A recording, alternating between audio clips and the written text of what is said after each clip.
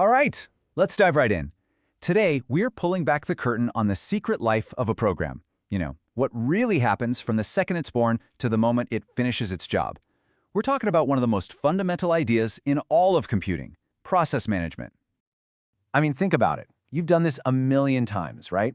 You type ls or get status, you hit enter, and poof, the output just appears. It feels like magic.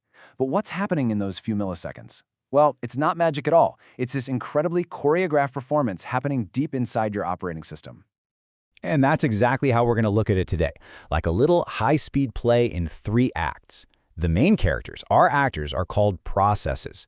And their story is a dramatic one, a story of creation, a complete transformation, and finally a nice clean exit. Now, before you can understand the play, you have to meet the stage manager. The one calling all the shots, controlling everything from behind the scenes. And in our world, that is, of course, the operating system.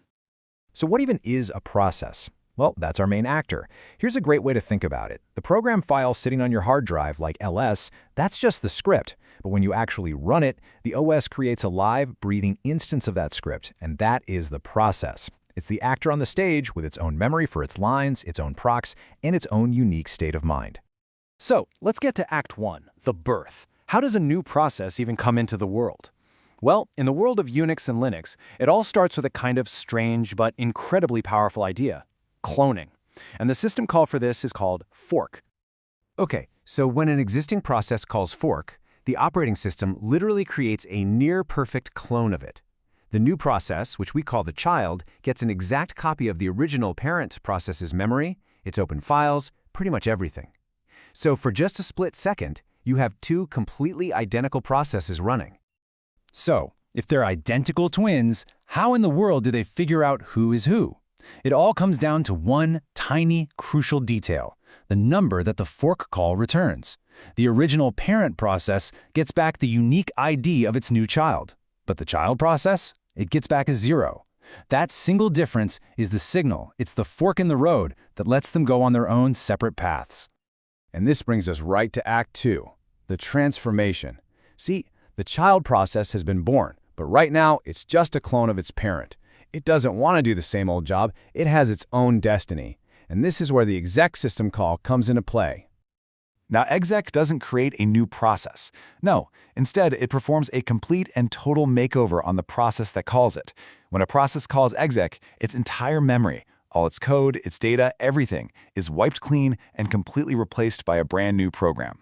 The process ID, its name tag, stays the same, but for all intents and purposes, it is an entirely new entity. And this right here reveals the most common, most fundamental pattern in Unix-like systems, what we call the fork exec dance. It's a classic 1-2 punch. First, fork creates a new process. Then, that brand new child process almost immediately calls exec to transform itself into the program you actually wanted to run. This is exactly how your shell launches commands. Now, I want you to just let this sink in for a second. This quote, right from the official documentation, is so profound.